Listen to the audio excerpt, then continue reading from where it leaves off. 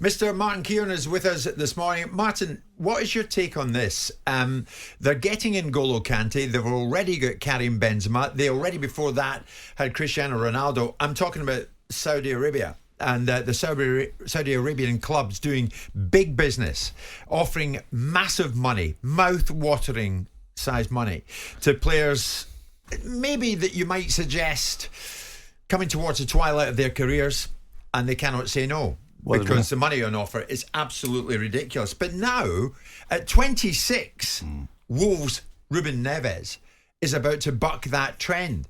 That someone who is in his prime appears to be saying yes to Saudi Arabia. What does this tell us? I mean, at the end of the season, Neves at Wolves said, well, let's see what's going to happen. I always say the same thing. I'd love to be here, but I never hide that I want to play Champions League football. Well, he's not going to get that there, is he? No. And he may well come back to us, Jim, at some point, but it's a life-changing contract for him. There doesn't appear to be obviously any kind of, in Saudi Arabia, any kind of financial fair play rules at all. So they can now come and pick our best players or players that are maybe just below the top shelf. I still hope that the good players stay here and there's enough competition. And why would you go there apart from the money that you're getting?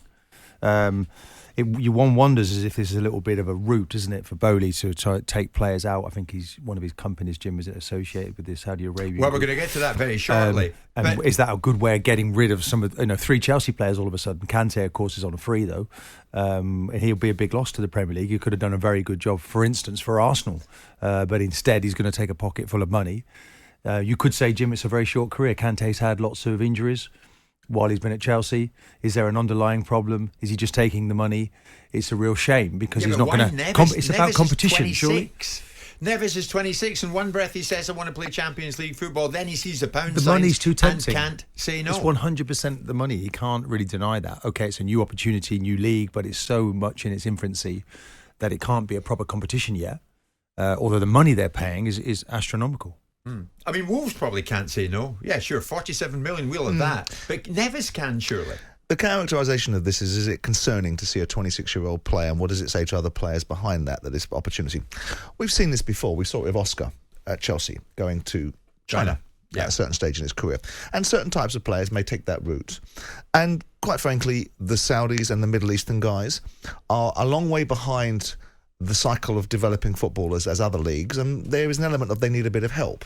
And that will only help they can get is by having the enormous economic resources they've got to be able to attract players, to try and build a league which has underlying aspiration of building young players through academies and all that sort of stuff. I do believe that UEFA have no jurisdiction in this area. It's none of their business. FIFA can have some jurisdiction about the reality of having an overall perspective of how football leagues should conduct themselves economically. Try having an argument with the Chinese and see how you get on with that. But in this instance, I'm slightly more concerned because we know, with all due respect to whatever friends we've got in Qatar and people that we've developed relationships with, we know that a significant proportion of the reason why Middle Eastern money is buying sports clubs is because it involves influence and creating a culture and using sport for that. And once upon a time, the Chinese could have been put in that camp, but they're not interested in making any opinions of anybody. They'll run their own game, whereas the Middle Eastern guys are, which means they're going to have longer legs, longer appetite for this, because the Chinese soon shut down their mentality. We want homegrown, we want to develop, we want to start putting wage capping in place, and all of a sudden the Chinese opportunity, which Diego Costa and people like that were going to take advantage of, and we're leveraging the English football clubs. I'll go to China unless I get precisely what I want. That had short legs. Yeah, because the Chinese government shut that down. Correct. They implemented the caps. Correct. The Saudis won't do that. Because their agenda for sports was very different to that of the Saudis. That's why this has a little bit more concern about it. Yeah. But I don't think it's going to be reflective of the bulk of players taking that pathway. I know that what's going on at this moment in time is bordering upon obscene, because the money that's being paid, and people will say it's a global market, it's a fair market, boys can take whatever they want, and there's an element of that. But there is also an element of disruption and underlying objectives that are slightly disconcerting.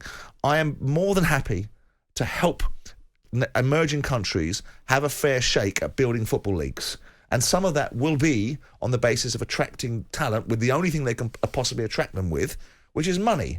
Right, but there has to be a scenario where that stops at some point, and it cannot be used as a disruptor to disrupt the economic base of football around the world, because everyone will be turning around, all the ghastly agents will be saying, I'll take him to Saudi, I'll take him to Saudi, I'll take him to Saudi. Precisely. And that's where, not UEFA, that's where FIFA, and then of course what people turn around and say, well, hang on, what's FIFA got to do with it? They're the International Federation for Football, not necessarily the domestic game. And that's why UEFA might pop their hat into the mix and say, we'll arbitrate. Well, of course you'll arbitrate because it increases your power base. But the point is right now, I see Neves, I go, disappointing, son, because you're hardly going to the poorhouse. Exactly. I think Simon's nailed it. It's disappointing that he chooses the money. But will it only be certain? Champions Will it only League? be certain types of players? He's been at Wolves now. I mean, if you're a Man City player, you come into the end of your career, you might take it. But if you're somebody in your peak, That's the and point. you're That's used the to winning point. trophies. I'm looking at Kante, and I feel maybe there's an underlying issue. Oh, with he his can go. hamstring. He's done his bit. He can Maybe, go. but I mean, he's not 26. you wouldn't want to see too many good players go there in their prime. We want them here in the Premier League. I mean, I think an alarm bell should go up when we start seeing 21-year-old kids rocking over there, and seeing that sort of things. When we see people getting paydays at the back of end, well, that's the end. The Saudis have got more money than we've ever seen, right? And the balance of deficit payments in these countries, with the positive they've got, are trillions. We can't even comprehend how much money they've got, and it does slightly concern me that sport will be leveraged for their own ends.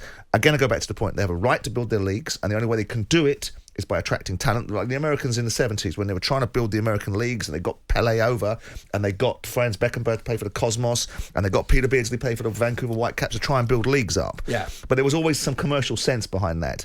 This is not about commercial sense. This is about building something on the back of football and paying people astronomical amounts of money, and everyone else can go to hell in a handcart.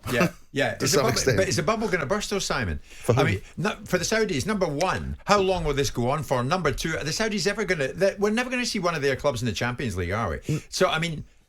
Well, no, How long is because this they gonna can't, go on because for? of the continents. Because ultimately, you might see them in the World Football Club Championships that will suit FIFA, because FIFA will see another opportunity to revenue generate. Because ultimately, if they're going to build the World Club Championships, Right. it'd be nice to have that region included in it as well. More money, kashing for FIFA. Yeah. But the bottom line is that I don't look at it and say the same way as we categorise it with China. This will go on and on and on and on as long as the Saudis want it to, because they're not running out of money or influence desire anytime soon. No. I mean, all Sefrin or VIEFA's got to offer is that the Saudis should develop their own players. Well, they'll do that as well. They're doing that as well. But for Neves, when you look at it, Martin, it's a win-win. Roberto Martinez is still going to pick him for Portugal. He's still going to be in that Portuguese squad no matter what. So he will get international football. He won't get Champions League football, but he'll get more money than God, as Simon would say. Well, that's right. But money has become a god in all of this, hasn't it? Because that's what the driver is. That's the thing that's maybe not healthy. In your peak with Tony Adams, would you have gone there to Saudi? Look, I left Arsenal over money, so you may be talking to the wrong person. It was only 50 quid. But it was more about principle. It was a principle I left for ultimately. No, I think there's a thing called, I mean, I'm looking at happiness. I'm looking at competition. I'm looking at where I really want to be. Does Neves really want to be there? But as you say, Martin, regularly, which by the way is tripe, it's a short career. So he can go over there for a couple of years. On average, it's a very short career. Well, most people's careers are short. Nobody gets a job for life anymore, do they? You see all the top pros. There's lots of stories behind the scenes where they don't make it. And most of them that we're talking about, most people don't have long careers and have careers in life, in jobs forever in a day. You can only be one tackle away from your career being finished. And that's why you get insurance and get paid out for career-ending situations like that. I'm sure the insurance doesn't come anywhere near. No, it doesn't, but it's still probably in the millions for most players. But the point is this, is that if we look at the situation with Neves and the opportunities that are available to him, that, you can understand to some extent why he would want to do it. You can understand the ramifications. One reason. Well, yeah, and it's interesting because we make the case, and we make it for players, that every player that walks on a football pitch wants to win something. Every player that goes into a football dressing room wants to play in the Champions League. I did a conversation with Matt Letizia the other day who spoke specifically and explicitly about not being worried about that. He wanted to entertain, and that's why he stayed at Southampton, didn't join Tottenham Hotspur, and didn't join Chelsea when they offered him contracts. But you see what's going on here, Simon? Last month, Neves says, I want Champions League football. Saudis on the blower. They're going to offer me what? When's the next flight? But that tells you more about him. It tells you about the trends. Now, what we're suggesting is this might be a trend that people follow. Tragically, there is a generation of football that comes through looking at the rewards rather than being very good at their jobs.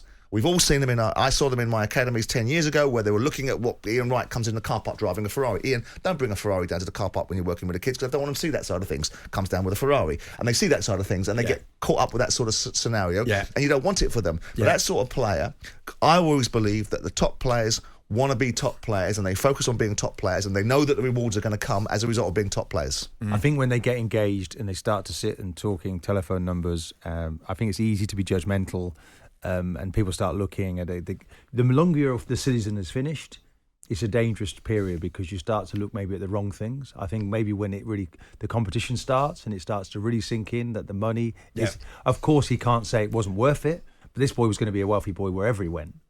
And maybe the money has become too much of a driver. Not this wealthy. Anyway, Al-Hilal apparently is the latest team in discussion here. 47 million quid to Wolves, and Neves gets a very handsome amount of money for playing for Al-Hilal. Who else is going to follow? Jim White and Simon Jordan. Monday to Friday mornings from 10 on AM, on DAB, via the talkSPORT app and on your smart speaker. talkSPORT.